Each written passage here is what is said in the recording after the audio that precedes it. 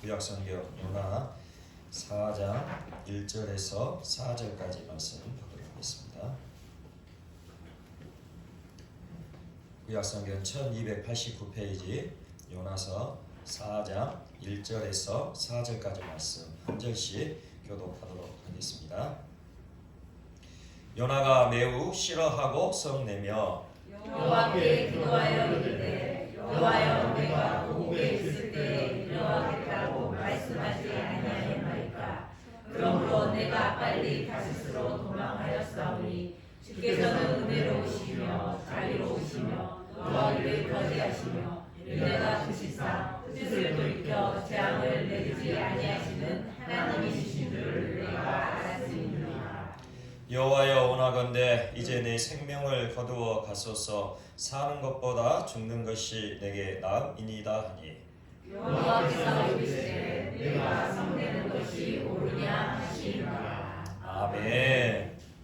할렐루야. 아멘. 우리 함께 옆에 분들한테 금과 축복하며 인사하겠습니다. 빛이 있으라. 빛이 있으라. 예수님의 복음의 빛, 생명의 빛이 우리 모두 가운데 가득 비추시기를 간절히 소망합니다. 하나님이 미워하시고 싫어하시는 일만 행하던 니느웨 성 사람들 금식하고 회개할 때에 하나님은 이 큰 성읍에 대한 진노를 거두셨습니다. 이때에 요나 선지자는 희한한 반응을 보이죠. 성공하고도 화를 내고 일이 잘 되었는데도 성을 내고 있기 때문입니다. 오늘 본문 요나 4장 1절입니다. 요나가 매우 싫어하고 성내며. 요나는 지금 큰 성읍인 니느웨가 구원받은 것에 대해 대단히 못마땅하게 여기고 있어요. 하나님의 말씀이 전해졌어요. 하나님의 말씀이 전해지니 그 니느웨 성 백성들이 금식하고 회개하고 그렇게 구원받았다면 정말 잘된 일이잖아요. 하나님의 소명을 잘 이루어간 거잖아요. 그런데도 요나는 매우 싫어하고 성내며 그것을 싫어하고 성내고 있다는 거예요. 지금 요나의 분노가 어느 정도인지 매우라는 이 단어에서 우리가 짐작할 수 있습니다. 매우 최상의 상태를 의미하고 있는 단어죠. 그렇지만 이 말씀을 보아서는 지금 요나의 이 분노가 얼마나 최상의 분노인지 어느 만큼인지가 가늠하기는 좀 어려운 것 같아요. 사람마다 분노하는 그 최상의 상태가 다 다를 것입니다. 매우 분노하는 정도가 다 다를 거예요. 어떤 사람은 욕 한마디가 매우 분노함의 표현일 수가 있고 어떤 사람은 밥상을 엎어버림이 매우 분노함의 표현일 수 있기 때문이죠. 매우라는 단어, 가돌이라는 히브리 단어를 사용하였는데요. 가돌, 큰이라는 의미죠. 그래서 이 가돌이라는 단어가 어디에 사용되었는가 보니 니느웨 성을 지칭할 때도 사용되었어요. 오늘 본 말씀 앞에 있는 요나 3장 1절에서 2절에 이렇게 말씀하고 있어요. 여호와의 말씀이 두 번째로 요나에게 임하니라. 이르시되 일어나 저 큰 성읍 니느웨로 가서 내가 내게 명한 바를 그들에게 선포하라 하신지라. 아멘. 하나님이 요나에게 말씀하시기를 니느웨 성으로 가라는데 그 니느웨 성이 큰 성읍이다. 큰 성읍, 큰. 바로 이 크다라는 이 단어가 가돌이라는 거죠. 그러므로 상징적으로 지금 요나의 분노, 니느웨 성이 구원받은 것에 대해 대단히 못마땅하고 매우 싫어하고 성내고 있는 이 분노의 정도, 바로 사흘길이나 걸을 정도의 엄청나게 큰 성읍이었던 니느웨 성이 구원받은 것에 대해 매우 싫어하고 성을 냈던 요나의 분노, 이 요나의 분노는 지금 큰 성읍 니느웨만큼의 분노라는 것을 알 수가 있는 거예요. 지금 요나의 분노의 정도는 그 큰 엄청나고 웅장하고 사흘이나 걸어야 겨우 다 돌 수 있는 니느웨 성만큼의 분노였으니 이 분노가 얼마나 큰 분노인지를 우리는 능히 짐작할 수 있는 것이죠. 그 니느웨 성을 다 바꾸서라도 부족함이 없는 그 큰 분노가 지금 요나에게 있다는 거예요. 오늘 본문 2절 말씀을 보게 되면 이 요나의 속마음을 우리가 알 수가 있게 되는데요. 우리 2절 말씀 다시 한번 함께 읽도록 하겠습니다. 시작. 여호와께 기도하여 이르되 여호와여 내가 고국에 있을 때에 이러하겠다고 말씀하지 아니하였나이까. 그러므로 내가 빨리 다시스로 도망하였사오니 주께서는 은혜로우시며 자비로우시며 노하기를 더디하시며 이내가 크시사 뜻을 돌이켜 재앙을 내리지 아니하시는 하나님이신 줄을 내가 알았음이니라. 아멘. 여호와께 기도하여 이르되. 그나마 지금 요나가 잘한 것이 무엇이냐면 이 순간에도 이 분노하고 있는 순간에도 하나님께 기도하였다는 사실입니다. 화가 나고 성이 나고 못마땅해도 그 순간에도 기도할 수 있는 우리 모두가 되시기를 간절히 소망합니다. 왜냐하면 기도할 때 문제의 실마리가 풀려져 가기 때문이죠. 지금 요나가 니느웨 성의 구원을 보고는 매우 싫어하고 성내면서 툴툴거리면서 불평하고 원망하고만 있었다면 아마 요나서 말씀은 4장 2절 말씀으로 끝나게 되었을 거예요. 4장 2절 말씀이 어떻게 마무리가 되었을까요? 아마 이렇게 마무리가 되었을 거예요. 요나가 툴툴거리며 하나님께 원망하고 불평하며 고향으로 돌아가 그의 삶을 마치니라. 이렇게 아마 요나서가 끝나게 되었을 거예요. 만약 그랬다면 요나는 비참한 삶으로, 참으로 비참한 삶으로 그의 인생을 마감하게 되었을 것입니다. 그렇게 그의 삶을 마치고 하나님 앞에 섰을 때 과연 하나님은 요나에게 무엇을 말씀하셨을까요? 마태복음 25장에서 예수님은 마지막 때를 맞이하는 모든 그리스도인들이 어떠한 신앙을 가져야 되는지에 대해 달란트 비유를 통하여 말씀해 주셨습니다. 어떤 주인이 타국으로 멀리 떠나게 되었을 때에 종들에게 한 종에게는 5달란트, 한 종에게는 2달란트, 한 종에게는 1달란트를 맡겼어요. 그리고 마침내 주인이 먼 타국에서 돌아왔을 때에 그 맡겨준 달란트를 다시 계수하게 되었죠. 5달란트 받은 종 열심히 일하여 장사하여 5달란트를 남겼어요. 2달란트를 받은 종도 역시 열심히 일하고 장사하여 2달란트를 남겼죠. 그래서 주인에게 칭찬을 받았습니다. 그런데 한 달란트 받은 종은 주인이 하는 일에 원망하고 불평하고 그리고 받은 그 1달란트를 그저 땅에 파 묻어 두었다가 주인이 돌아오자 그 1달란트만을 다시 돌려주었습니다. 그때 주인이 이렇게 그 1달란트 받은 종에게 말하죠. 1달란트 받았던 자는 와서 이르되 주인이여 당신은 굳은 사람이라 심지 않은 데서 거두고 해치지 않은 데서 모으는 줄을 내가 알았으므로 두려워하여 나가서 당신의 달란트를 땅에 감추어 두었었나이다. 보소서 당신의 것을 가시었나이다. 이때에 주인이 이렇게 책망합니다. 이 무익한 종을 바깥 어두운 데로 내쫓으라. 거기서 슬피 울며 이를 갈리라 하니라. 주인이 1달란트를 맡겨줬을 때에 그 1달란트에 감사하지 못하고 오히려 원망하고 불평하고 그저 땅에 파 묻어두었다가 주인이 돌아왔을 때 그 1달란트를 돌려준 그 종, 주인이 이렇게 책망했다는 거죠. 이 무익한 종을, 이 쓸데없는 종을 바깥 어두운 데로 내쫓으라. 거기서 슬피 울며 이를 갈리라. 만약 요나가 하나님을 원망하고 불평하며 그대로 고향으로 돌아가 버리고 그렇게 그의 삶을 마쳤다면 요나에게도 틀림없이 이 1달란트 받았던 종에게 내려진 준엄한 책망이 들려졌을 거예요.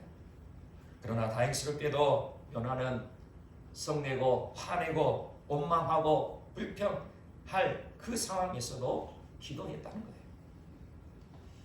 이것이 우리에게 필요한 믿음임을 명심하시기 바랍니다. 우리가 24시간 예수님을 바라보고 예수님과 동행하는 훈련을 지속하는 이유가 바로 여기에 있는 거예요. 우리가 화가 나고 우리가 성이 날 때에 그저 툴툴거리고 원망하고 불평하는 것이 아니라 바로 그때에 예수님을 바라보아야 한다는 거예요. 우리 마음 안에 육신의 소욕이 올라올 때마다, 욕심과 고집이 올라올 때마다 먼저 예수님을 바라보는 믿음이 필요하다는 거죠. 예수님, 내 마음에 화가 침입니다. 주님, 내 마음에 화를 다스려 주시고 주님의 온유한 마음으로 채워주십시오. 예수님, 내 마음에 짜증이 올라옵니다. 주님, 이 악한 마음을 제거해 주시고 주님의 겸손한 마음을 부어주세요. 이렇게 예수님을 바라보며 예수님과 동행하는 삶, 바로 이것이 예수님께 기도하는 삶이 되지 않겠습니까? 요나가 화내고 성내는 그 순간에도 하나님께 기도하였던 것처럼 우리도 화내고 성내야 할 그 상황임에도 불구하고 예수님을 바라보며 예수님께 기도할 수 있는 우리 모두가 되어야 될 줄 믿습니다. 이렇게 예수님을 바라보고 예수님께 우리의 삶을 맡겨드리며 예수님께 기도하며 주님, 우리의 마음을 다스려 주시는 것. 쉬지 말고 기도하라, 그렇게 성경에서는 우리에게 명령하십니다. 쉬지 말고 기도하라는 것, 어떻게 우리가 쉬지 말고 기도합니까? 밥도 먹지 않고 일도 하지 않고 그렇게 쉬지 말고 기도해야 하나님의 뜻을 이루는 것입니까? 그러나 분명 성경에서는 이렇게 말씀하셨어요. 그리스도 예수 안에서 너희에게 향하신 뜻이 바로 쉬지 말고 기도하라. 물론 그 앞에는 항상 기뻐하라, 그리고 다음에는 범사에 감사하라. 이 세 가지의 그 하나님의 뜻이 있지만 쉬지 말고 기도하라 라는 그 명령은 분명 예수 그리스도 안에서 우리가 이루어야 할 하나님의 뜻임을 알게 되는 거죠. 하나님의 뜻을 이룰 때에 예수 그리스도 안에서 너희를 향하신 하나님의 뜻이다. 그러니 이 하나님의 뜻을 이루려면 우리가 예수 그리스도 안에 있어야 된다는 거죠. 예수 그리스도 안에서 행해야 된다는 거예요. 예수 그리스도 안에서 행한다는 것, 바로 24시간 예수 그리스도를 바라보며 예수님과 동행하는 삶임을 우리는 분명히 알아야 된다는 거예요. 이것이 바로 나는 죽고 예수 그리스도로 살아가는 참된 그리스도인의 삶인 것이에요. 지금 요나가 화를 내고 성낼 수밖에 없는 이 상황, 왜 이럴까요? 하나님의 말씀에 순종해서 심판의 메시지를 전하고 하나님의 그 뜻대로 니느웨 백성들, 아수르 민족이 구원받았는데, 소명을 완수했는데, 일이 잘 되었는데, 성공했는데 왜 성내고 화낼까요? 요나의 마음에는 니느웨를 향한, 아수르 민족을 향한 지독한 상처가 있었기 때문입니다. 우리가 지난번에 함께 말씀을 나눴던 것처럼 이 니느웨는 이방 국가인 아수르의 수도예요. 아수르 제국의 수도입니다. 그래서 이 아수르 민족은 끊임없이 이스라엘 민족을 침략하고 그래서 괴롭히고 약탈하던 악랄한 민족이었다는 거예요. 우리나라도 과거 일본의 수탈을 당했던 그런 경험이 있지 않습니까? 우리는 직접 그 경험을 하지 않았지만 이 일본의 그 험악한 그 고통을 당하셨던 분들, 아직도 살아계신 분들이 계시죠. 강제징용을 당하고 그리고 위안부로 그렇게 끔찍한 나라를 보내셨던 분들이 계세요. 만약 그러신 분들이라면 지금도 일본 쪽을 향해서는 얼굴도 돌리지 않으실 거예요. 그렇게 아픈 상처를 갖고 있던 요나, 아수르가 구원받았다는 사실을 도무지 용납할 수 없었던 것이죠. 그래서 요나는 첫 번째로 하나님께서 내가 니느웨에 가서 심판의 메시지를 전하라라는 그 명령에 불순종하여 도망갈 수밖에 없었다는 거예요. 오늘 본문 2절 말씀 보게 되면 요나의 기도 내용이 나옵니다. 뭐라고 기도합니까? 여호와께 기도하여 이르되 여호와여, 내가 고국에 있을 때에 이러하겠다고 말씀하지 아니하였나이까. 무슨 의미입니까? 요나는 하나님의 명령이 그에게 전달되었을 때에, 하나님의 말씀이 들렸을 때에 니느웨로 가라, 그렇게 하나님께서 말씀하셨을 때에 이렇게 반문했다는 거예요. 아니, 어떻게 하나님의 백성인 이스라엘 민족을 그렇게 박해하는 아수르 민족을 향하여 심판의 메시지를 전할 수 있단 말입니까? 하나님은 왜 아수르 민족을 구원하시려 하시는 겁니까? 내가 만약 니느웨에 가서 하나님의 말씀을 전하면 그들이 회개하고 구원받을 수 있는데 어떻게 적어도 그 니느웨에 가서 하나님의 말씀을 전하게 하신단 말입니까? 이것은 결코 아니 될 말씀입니다.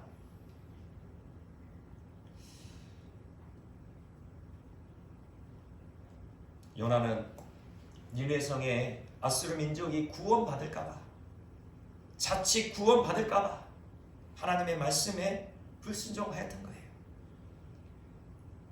이에는 이, 눈에는 눈, 이렇게 보복해 주는 것이 마땅한 것이라 요나는 생각했다는 거죠.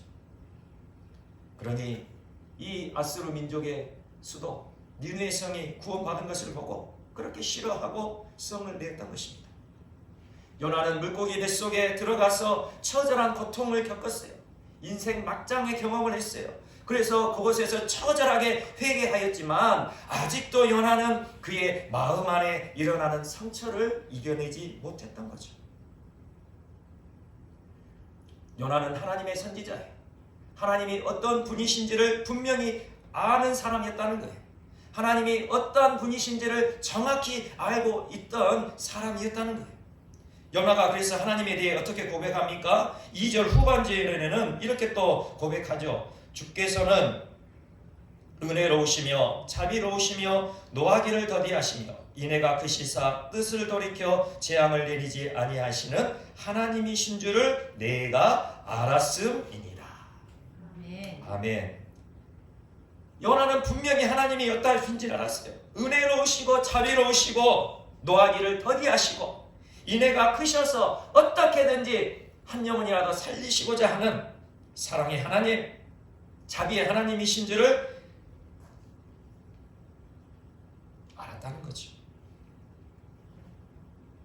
지금 요나가 이 고백한 이 내용, 출애굽기 34장에 기록되어 있는 말씀이에요. 출애굽기 34장에서 하나님이 모세에게 직접 들려주신 말씀을 지금 인용하고 있어요. 애굽에서 구원받아서 가나안 땅으로 향하던 이스라엘 민족이 하나님을 섬기는 것이 아니라 금송아지 우상을 만들어 섬기게 되었어요. 이때 하나님은 이 이스라엘 민족을 완전히 쓸어버리겠다, 완전히 진멸해버리겠다 하실 정도로 크게 진노하셨습니다. 이때 모세는 이 이스라엘 민족을 위하여 중보 기도하였어요. 어떻게 기도했냐면 모세 자신의 이름이 생명책에서 지워버릴지라도 이스라엘 민족을, 이스라엘 백성을 용서해 주시라, 그렇게 간청했다는 거죠. 이스라엘 백성들을 진멸하시려거든 차라리 나를 생명책에서 지워버리셔서 나를 멸망시키십시오. 그리고 나를 멸망시키시고 대신에 우리 이스라엘 민족은 살려주십시오. 그렇게 중보했다는 거죠. 결국 하나님은 모세의 간절한 중보기도에 이스라엘 백성들을 용서하셨어요. 그리고 모세에게는 다시 십계명을 기록해 주셨어요. 바로 그 두 번째 십계명을 받을 때에 하나님께서 모세에게 나타나셔서 하나님 자신이 어떠한 분이신가를 알려주셨다는 거죠. 출애굽기 34장 6절입니다. 여호와께서 그의 앞으로 지나시며, 지금 모세 앞으로 하나님께서 오셨어요. 여호와께서 그의 앞으로 지나시며 선포하시되 여호와라 여호와라 자비롭고 은혜롭고 노하기를 더디하고 인자와 진실이 많은 하나님이라. 아멘. 하나님은 자기 자신을 이렇게 선포하고 계세요. 자비롭고 은혜롭고 노하기를 더디하고 인자와 진실이 많은 하나님이라. 아멘. 아멘. 하나님을 무시하고 하나님을 배반하고 하나님을 거역하고 하나님의 말씀에 불순종하는 그 이방 나라 아수르 민족도 사랑하는 분이 바로 하나님이시라는 거예요. 그 악독한 그 영혼도 구원받아야 마땅할 하나님의 형상과 모양으로 지음받은 하나님의 자녀라는 거죠. 요나는 분명히 이 출애굽기 말씀을 보았겠죠. 하나님의 선지자니까 모세오경의 말씀을 분명히 그가 보았고 암송까지 했을 거예요. 암송했으니까 기도할 때에 이렇게 출애굽기 말씀을 인용해서 기도할 수도 있었겠죠. 요나는 하나님의 말씀을 통하여 하나님이 어떤 분이신지를 정확히 알고 있었어요. 그런데 요나는 제대로 믿지를 못했다는 거죠. 하나님을 정확히 알고는 있었지만, 잘 알고 있었지만 요나는 제대로 믿지를 못했다는 거예요. 우리도 아는 것은 너무나도 중요합니다. 우리가 하나님에 대해서 아는 것, 예수님에 대해서 아는 것, 성령님에 대해서 아는 것 너무나도 중요해요. 왜죠? 알아야 우리가 믿을 수 있기 때문이죠. 모르는데 어떻게 우리가 믿겠습니까? 알아야, 잘 알아야 잘 믿을 수 있다는 거예요. 그런데 아는 것이 곧바로 믿음으로 전환되어지지 않음을 우리는 기억해야 합니다. 우리가 안다고 해서 우리가 믿는다고 착각해서는 안 된다는 거예요. 우리는 하나님에 대하여, 예수님에 대하여, 성령님에 대하여 무수히 많이 들었어요. 설교를 통하여 들었고 직접 성경 말씀을 읽고 묵상할 때 알게 되었어요. 우리는 그렇게 많이 들었고 많이 읽었고 그만큼 알매 지식을 잔뜩 소유하고 있습니다. 예수님의 십자가가 나를 구원하신 은혜의 십자가인 것을 알아요. 그런데 조금 까탈스러운 사람을 만나면 그것을 견디지를 못합니다. 하나님의 차고 넘치는 사랑이 예수님의 십자가에 담겨 있다는 사실도 잘 알고 있습니다. 그런데 상처 주는 사람하고는 말 한마디를 진심으로 나누지를 못합니다. 예수님이 십자가에 못 박혀 죽으신 것은 나의 죄를 감당하시기 위하여 죽으신 것도 잘 알고 있어요. 그런데 반복되는 죄 하나를 이겨내지를 못합니다. 예수님이 3일 만에 부활하셔서 모든 사망 권세를 깨뜨렸다는 사실도 잘 압니다. 그런데 펄컥 화내는 것 하나 다스리지를 못하죠. 예수님을 구주와 주님으로 영접하면 예수님이 내 마음에 오셔서 나의 주인이 되시고 나와 함께 하고 계신다는 사실도 잘 알아요.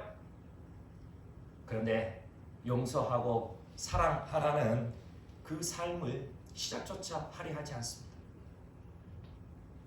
우리의 머리에는 온갖 성경의 지식들, 알매 지식으로 가득 차 있습니다. 주께서는 은혜로우시며 자비로우시며 노하기를 더디하시며 인애가 크시사 뜻을 돌이켜 재앙을 내리지 아니하시는 하나님이신 줄을 내가 알았습니다. 우리는 다 알고 있습니다. 하나님에 대해 잘 알고 있으면서 그렇지만 여전히 하나님의 말씀에 순종하지는 않죠. 수많은 그리스도인들의 삶의 태도를 보면 하나님의 말씀에 순종하는 것에 대한 오해가 있음을 알게 됩니다. 하나님께 순종하는 것이 마치 하나님을 위해서 하는 것처럼 그렇게 생각한다는 거예요. 마치 하나님을 위하고 하나님을 좋게 하기 위하여 내가 순종한다 그렇게 여긴다는 거죠. 내가 순종하니까 하나님께 영광이 되고 내가 순종해야 하나님께 유익이 생길 것처럼 그렇게 생색을 내며 순종한다는 거예요. 이러한 태도와 이러한 행동 그리고 그 마음의 동기 얼마나 하나님의 마음을 상심하게 하실지 얼마나 하나님의 마음을 아프게 하실지 우리가 생각해 봐야 할 것입니다. 하나님은 홀로 계셔도 온 우주를 넘치도록 영광스러운 분이세요. 우리가 하나님께 순종을 하든 안 하든 하나님은 영광스러운 분 자체이시라는 거예요. 하나님은 홀로 계셔도 전혀 부족한 분이 아니시다는 거죠. 하나님은 홀로 계셔도 부족한 것이 하나도 없으신 분이라는 거예요. 우리가 순종하든 안 하든 하나님은 부족한 것이 없으세요. 차라리 하나님 편에서는 우리가 가만히 있는 편이 더 이롭고 더 유익하고 더 편하실 것입니다. 예를 들어 물통을 옮겨야 돼요. 아빠가 물통을 옮겨야 되는데 그것을 혼자 옮기면 얼마든지 불끈 들어서 그냥 쉽게 옮길 수 있어요. 그런데 유치원 다닌 아이와 함께 한다고 생각해 보세요. 흔들흔들하다 물은 물대로 흘리고, 유치원 아이와 들고 가면 어떻습니까? 중간에 힘들다고 보채잖아요. 그러니까 중간에 또 한 번 내리고, 또 가다가 힘들어요 아빠, 또 내리고, 귀찮은 일만 생기죠. 내렸다 들었다 내렸다 들었다, 얼마나 귀찮은 일입니까? 그리고 걸리는 시간은 얼마나 더 걸릴까요? 우리가 하나님의 말씀에 순종하는 것이 이와 같다는 것입니다. 하나님은 귓가의 돌들을 통하여서 찬양을 받으실 수 있어요. 돌들아 찬양하라 그렇게 명령하시면 돌들이 하나님을 찬양할 거예요. 하나님은 큰 물고기를 통해서도 얼마든지 하나님의 일을 수행하실 수 있어요. 요나가 하지 않는 그 일, 큰 물고기를 통하여 얼마나 역사하실 수 있을까요? 하나님은 큰 물고기가 아니라 작은 금붕어를 통해서도 하나님의 일을 충분히 수행하실 수 있는 분이 전능하신 하나님이시죠. 그럼에도 불구하고 하나님께서 우리에게 순종을 요구하시는 이유가 무엇일까요? 왜 우리에게 순종을 요구하실까요? 왜 우리에게 말씀하시고 하나님의 말씀대로 살아가라, 하나님의 말씀을 지켜 행하라, 하나님의 말씀을 따라 믿음으로 나아가라, 그렇게 말씀하실까요? 바로 우리를 위해서 그러시는 말입니다. 하나님을 위해서 그러시는 것이 아니라 바로 나를 위해서 그렇게 하신다는 것이죠. 하나님께서 나에게 복을 주시고자, 하나님께서 우리에게 복을 주시고자 그렇게 순종하라 말씀하시는 거예요. 우리가 행복하게 살아가기를 원하셔서 하나님의 말씀에 순종하라, 순종하라, 지켜 행하라 그렇게 말씀하신다는 거예요. 신명기 10장 12절에서 13절입니다. 이스라엘아, 내 하나님 여호와께서 내게 요구하시는 것이 무엇이냐? 곧 내 하나님 여호와를 경외하며 그의 모든 도를 행하고 그를 사랑하며 마음을 다하고 뜻을 다하며 내 하나님 여호와를 섬기고, 내가 오늘 내 행복을 위하여, 여기서 내는 이스라엘의 행복을 위하여, 내가 하나님이 오늘 이스라엘의 행복, 내 행복을 위하여 내게 명하는 여호와의 명령과 규례를 지킬 것이 아니냐. 아멘.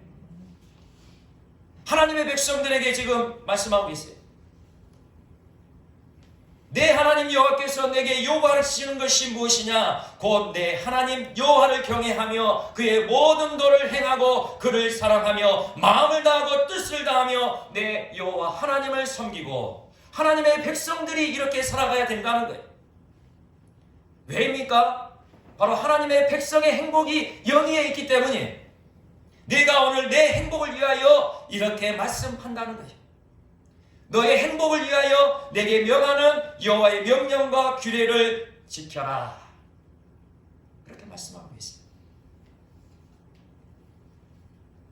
하나님은 그 누구의 행복도 아닌 바로 나의 행복, 바로 이 자리에 함께 하시는 우리 모두의 행복을 위하여 하나님께서는 말씀하신다는 거예요.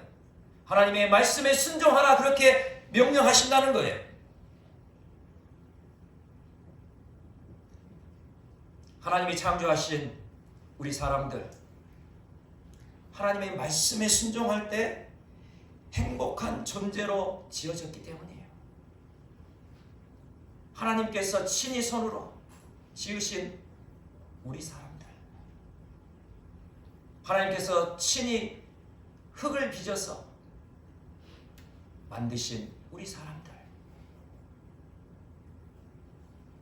창조하신 하나님의 말씀에 순종해야 행복한 삶을 살아갈 수 있기에 그렇게 하나님의 말씀을 따라 행하라.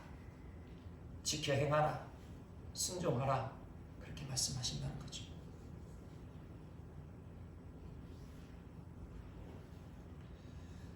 우리는 흔히 믿지 않는 사람들에게 전도할 때 예수님 믿으면 행복합니다. 예수님 믿고 우리 행복하게 삽시다. 그렇게 전도하죠. 이것이 그저 우리의 이빠른 말이 아님을 명심하시기 바랍니다. 우리는 예수님 안에서 행복할 수 있어요. 예수님이 왜 이 땅에 오셨습니까? 우리에게 행복을 주시기 위해 이 땅에 오신 거잖아요.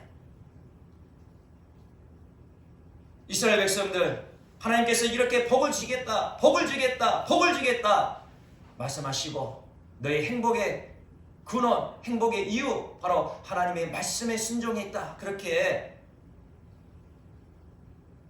외쳤어도 이스라엘 백성들은 그 행복의 조건을 만족시키지 못했어요. 행복하지 않으니까 한 일이 무엇입니까? 다른 행복을 쫓아갔죠. 하나님으로 행복하지 못하니까 다른 것에 행복이 있을까? 그렇게 금송아지를 섬기고 바알을 섬기고 우상을 섬기고 자기가 좋아하는 것을 쫓아간 거예요. 그것을 쫓아가면 행복할까 싶었어요. 그러다가 이스라엘 민족은 망해간 것입니다. 순간의 행복은 있었을 거예요. 순간의 만족은 있었을 거예요. 순간의 기쁨은 있었을 거예요. 그러나 여전히 그의 삶 가운데는 낙심이 오고 좌절이 오고 근심이 오고 고통이 오고 슬픔이 오고 상처 가운데 말 한마디에 힘들어하는 그런 삶이 반복되어질 수밖에 없다는 거죠. 우리의 행복을 위해서 예수님이 오심을 명심하시기 바랍니다. 우리의 행복을 위해 예수님이 오셨어요. 예수님은 단지 우리를 구원하시기 위해 이 땅에 오신 것이 아니고 우리를 행복하게 하시기 위하여 이 땅에 오셨음을 믿으시길 소망합니다. 아멘. 우리가 그저 구원받고 천국에 가는 것만을 위하여서 예수님이 이 땅에 오셨다면 우리는 죽는 순간에 예수님을 믿으면 될 거예요. 하나님께서 굳이 힘들게 이렇게 신앙생활 하면서 이 어렵고 힘든 이 시대를 이겨나가면서 신앙생활 해라 그렇게 하시지 않았을 거예요. 하나님은 우리의 죽음의 때를 다 알고 계셔요. 어느 때 어느 순간 죽을 건지 다 알고 계세요. 하나님께서 부르실 거예요. 그때 그 마지막 순간에 은혜를 주셔서 내가 예수님을 믿고 하나님을 의지하고 하나님 나라에 들어가기 소망합니다. 그렇게 고백하면 천국 들어갈 수 있도록 그렇게 역사하실 수 있는 분이세요. 그럼에도 불구하고 하나님께서 그렇게 하지 않습니다. 하나님은 이 땅에서도 우리가 행복하게 살아가기를 원하신다는 거죠. 하나님은 이 땅에서 행복하게 살아가는 우리들의 모습을 보고 싶어 하시는 거예요. 그래서 예수님이 이 땅에 오신 거예요. 예수님이 오셔서 그 예수님을 우리가 주님으로 구주로 믿고 그 예수님을 내 마음속에 영접하며 그 예수님이 내 마음속에 오셔서 나를 행복하게 해주신다는 거예요. 어떻게 행복해 주십니까? 예수님이 그저 함께 하시면 행복합니까? 여러분들 마음속에는 지금 예수님이 안 계십니까? 예수님이 안 계셔서 지금 행복하지 않으신 건가요? 예수님이 내 안에 오셨으니 그 예수님으로 인하여 이제 내가 하나님의 말씀에 순종함으로 우리 삶이 행복해져 간다는 거죠.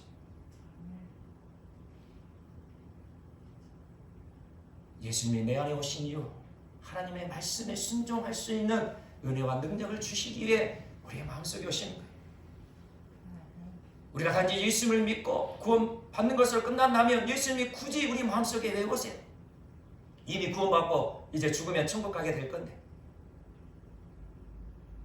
그럼에도 불구하고 예수님이 우리 마음속에 이 추하고 누추하고 냄새나고 쓰레기와 같은 쓰레기장 같은 우리 마음속에 오신 이유 이 땅 가운데 우리가 행복하게 살아가게 하시기 위하여 하나님의 말씀에 순종함으로 하나님께서 약속하신 그 복을 누리며 행복한 삶을 살아가게 하시기 위하여 우리 마음속에 오셨음을 명심하시기 바랍니다. 우리가 하나님의 말씀에 어떻게 순종합니까? 예수님을 바라보고 예수님과 동행하는 삶을 살아가야 우리는 하나님의 말씀에 순종할 수 있어요.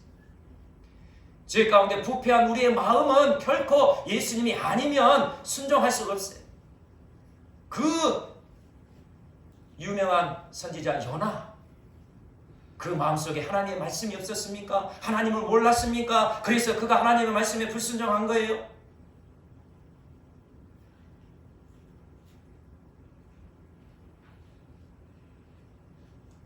그의 매일의 삶 가운데 하나님과 함께함이 없었다는 거죠. 오늘 요나서 말씀을 보게 되면 그가 기도했던 적이 언제입니까? 큰 물고기 뱃속에 들어가서 정말 인생 맞짱 같은 그런 고통을 당할 때야 그때야 기도했죠. 그리고 또 언제 기도했습니까? 이제 자신의 원대로 이 아수르 그 민족 니느웨 성이 멸망당해야 되는데 멸망당하지 않고 오히려 구원받게 되니까 성내고 화낼 때야 그때야 또 하나님께 기도합니다. 물론 그 중간중간 기도할 수도 있겠다 생각하지만 성경에 기록된 이 말씀을 보면 딱 2번 했어요. 그러니 그의 삶이 어떤 기도의 자세를 가졌는지를 우리는 능히 짐작하게 되는 거죠. 문제가 생기면, 어려움이 생기면, 내 마음에 안 들 때 그때야 하나님을 찾고 기도하고 하나님 왜 이래요? 하나님 왜 이렇게 했어요?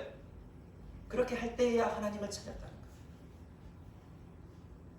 이런 믿음으로는 이 땅에서의 행복뿐만 아니라 저 영원한 하나님 나라의 영생의 그 복도 우리는 받아 누릴 수 없다는 사실을 기억하시기 바랍니다.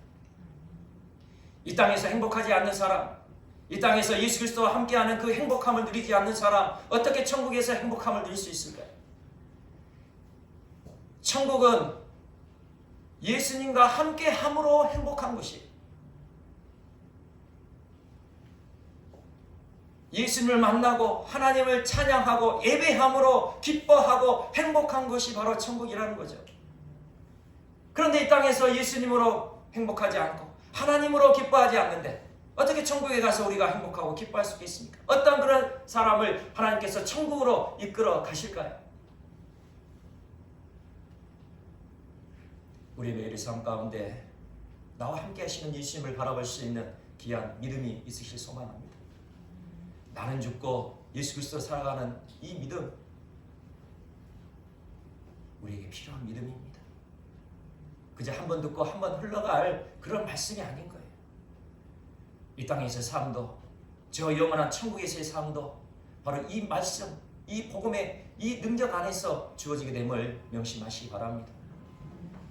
예수 그리스도를 바라보아야, 예수님과 동행해야 우리는 하나님의 말씀에 순종할 수 있어요. 그것 아니고는 우리는 하나님의 말씀에 순종할 수 있는 길이 없습니다. 이미 이스라엘 그 백성들이 우리에게 그것을 보여주고 있어요. 예수님과 함께하지 못하는 삶, 예수님을 바라보지 못하는 삶, 그들의 삶은 낙심과 좌절과 근심과 고통과 상처로 얼룩지, 그리고 결국에는 하나님께 책망받고 바깥 어두운 곳에 쫓겨나는 그런 삶이 될 뿐입니다. 이 자리에 함께 하시는 우리 모두에게 하나님의 놀라운 사랑과 은혜가 더 풍성하기를 소망합니다. 매일의 삶 가운데 예수 그리스도를 바라보시고 예수님과 동행하는 그 삶을 갈망하면서 정말 내 안에 그 갈망이 없다면 엎드려 부르짖어야 되는 거예요. 예수님과 함께하고 예수님과 동행하는 그 삶에 갈망이 없다면 내 안에 예수님이 없다는 증거예요. 내 안에 예수님이 계시다면 그 갈망이 어찌 없을 수가 있겠나요?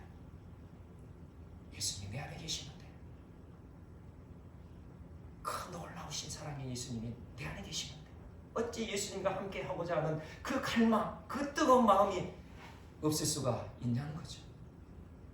만약 그 갈망이 없다면 십자가 아래로 엎드리실 소망합니다. 금식을 하시면서 엎드려 부르짖어야 할 일임을 명심하시기 바라요.